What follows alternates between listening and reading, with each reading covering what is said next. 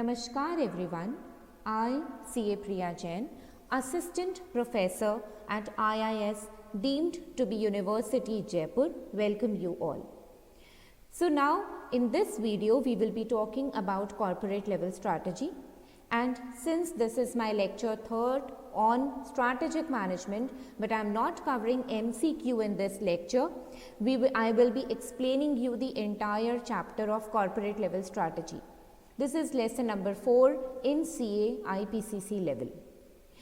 This chapter is important for CA students, for company secretary students as well as for cost accountant students. So you can share the videos to your friends who are doing either CA, CS or CMA. Now let's start with this chapter. So when I talk about corporate level strategies, we all know that these strategies are framed by the top management, that is by the board of directors. So now they have 4 options. They can think about stability. It depends entirely upon your organization that what type of strategy you want to adopt. So you can think about stability or expansion or retrenchment, or you can frame a combination of above strategies. So now when I talk about growth or expansion, then you have 4 options. You can go with intensification or diversification. You can plan merger and acquisition, or you can frame alliances. So now in my further videos we will be discussing about these strategies. Now let's talk about the introduction, that is the corporate level strategies occupy the highest level of strategic decision making. Remember, you can get this question in your MCQ that it is the highest level of strategic decision making level. They deals with the objective of firm, acquisition and allocation of resources. Top management of the organization is responsible for making strategic decisions. So now let's discuss the first strategy, or let me just provide you a glimpse of the 4 strategies. These 4 strategies are also known as grand strategies. So remember this, again this could become your MCQ question. So now we have 4 options. You can think about stability, you can think about growth or expansion, retrenchment, diversification or turnaround. You will find this word again over here, and you can frame a combination. Now when I talk about stability strategy, now what this strategy talks all about? It talks about like pause strategy, no change strategy or profit strategy. Now what this means, let me explain you more about it. When we talk about stability strategy, like if you could see into the figure that the elephant is standing on a ball and he is stick over there. He is not moving or he don't want to fall from there. That is why we call it a no change point. So he don't want to change his position. That is why this is a no change position also. Like now why profit strategy? This strategy is called as profit because when we talk about stability strategy, the company is earning a quite handsome amount or profit, and they don't want that they take risk and they decline their profit level. And the third one, which is pause or proceed with caution, that is whenever they want to move or whenever they want to incorporate anything into their organization, they will take action only when they will see the other companies or organizations earning profit into the same scenario. So a stability strategy is pursued by a firm when it continues to serve in the same or similar market and deal in the same or similar product and services. The strategic decision focuses on incremental improvements of functional performances. So these are the 2 important points which could be asked in your MCQ question. Again, there is another important point, that is this strategy is not a do nothing strategy.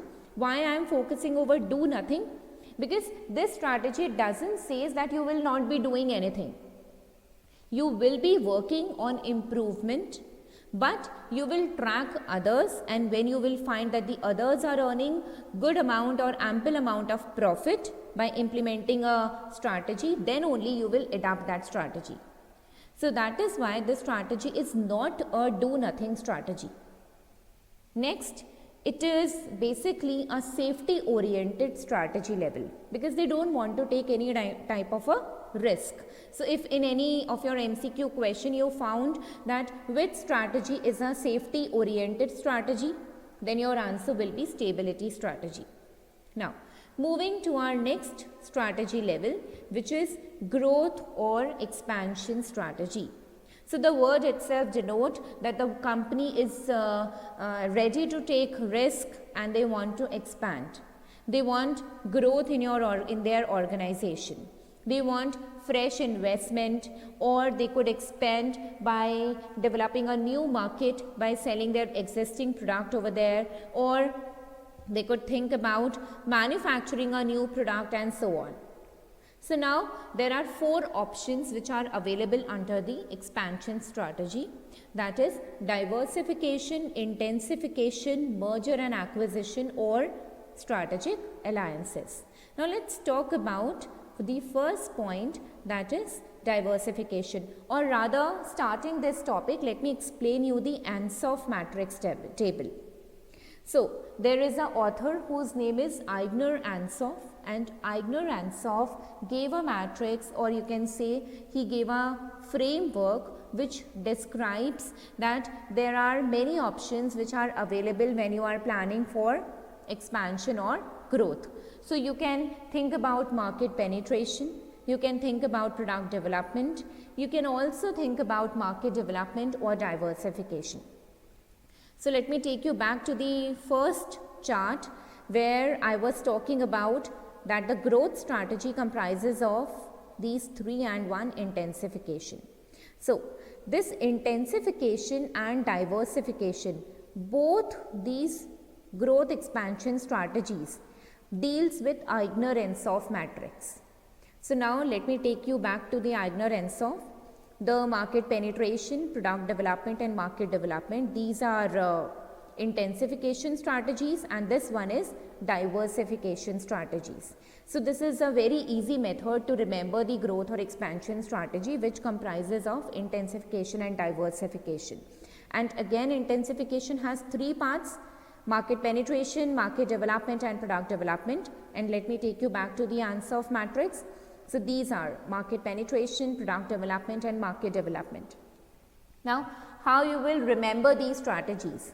If you could see, this table is known as product market expansion grid. So when I'm talking about market penetration denotes that you want to expand, you want to penetrate your business activity, and the firm directs its resources to the profitable growth of its existing product in existing market. That is, they are not going to manufacture any new product. They would be selling their existing product, but they want to grab more market in the same scenario. That is, for example, if I am selling a commodity in Jaipur, then again I would be selling in Jaipur only, but I want to grab more people. I would be doing more marketing strategies. I would be giving them offers so that more people could purchase my product. So this is known as market penetration. That is, you want to sell your existing product in the existing market. Now the next one is market development. It consists of marketing present products to customers in related market areas by adding different channels of distribution or by changing the content of advertisement or promotional media. Now what they are doing, they want to develop a new market, but they would be selling the existing product. Like suppose I was selling a commodity, and usually the people whose age lies between 10 to 25, they used to purchase my product. But I know that my product could be used by people whose age ranges from 25 to 35 also. So I am developing a new market, but I am selling my existing product. And how I could achieve this? By doing advertisement, by doing promotional medias and telling them that don't think that this product is meant only for the age group of 10 to 25. This product is also useful for people whose age ranges from 26 to 35 also. So by this you can develop a new market. Now the next one is product development. Product development involves substantial modification of existing product or creation of new product. I am repeating again, modification of existing product, that is you are modifying your existing product with more advanced features, or creating a new product, or you are manufacturing a new product, which is a related item that can be marketed to current customers through established channels. So I am repeating again, either you are modifying your product or you are creating a new product, but it is more or less related to the same market, to the same people. That is why there the scenario is existing market but a new product, which is a more advanced feature. Now the next one is diversification. So I explained you these 3 points, and moving to our next table, which talks about intensification types. So these were the 3 types which were explained in Eigner-Ansoff matrix table, and these are the intensification types only. Now moving to the last point of Eigner-Ansoff matrix, which is diversification. So when I talk about diversification strategies, diversification can be related or unrelated to your existing business or firm.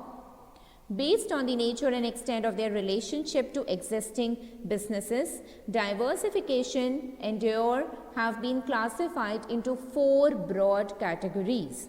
That is vertical integration, horizontal integration, conglomerate and concentric. So let me explain you through the diagram itself. Now when I talk about vertical integration, you can think about either forward integration or you can think about backward integration. Like suppose if I talk about forward integration, that means I was manufacturing some commodity, and for selling that commodity I used to sell my product to a distributor. Now what I decided, why to sell my product to a distributor, why not to open a chain house and sell the product directly to the customers.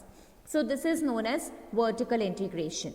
Now when I talk about backward integration denotes that I want to acquire some other market, the thing which I was not manufacturing earlier, but now I want to manufacture that raw material for my commodity, for my business activity itself. So the companies at different stages of supply chain could combine together. So this is known as vertical diversification or vertically integrated diversification. Now when I talk about horizontal integration, it means acquiring one or more similar business operating at the same stages. So it could be a related diversification or it could be a unrelated diversification. Now the next one is conglomerate. So by looking at the diagram, you could see that these companies are in different industries and they are diversifying or they are joining together. So the Microsoft is merging with Ford, for example. That means here no linkages exist. The new business or products are disjointed from the existing business product in every way. It is a totally unrelated diversification. In process or technology function, there is no connection between the new product and the existing one. So it has no common thread at all with the firm's present position. Now the last one is concentric, that is companies are in the same industry but they are at different stages of supply chain. So that means that the new product may not be fully related to the existing product, but they could have some type of relationship with each other. So this is just like a related diversification. In concentric diversification, the new business is linked to the existing business through processes, technology or marketing. However, concentric diversification differs from vertical integration in the nature of linkages where the new product has with the existing one.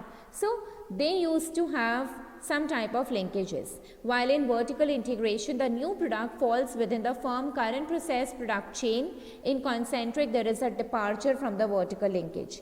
So, when I talk about vertical integration, the products were totally related to each other, and that is why we are merging together or we are planning for diversification in that sector. But when I talk about concentric, they are not fully related. They may be related to each other at one or other point, but not 100% related to each other.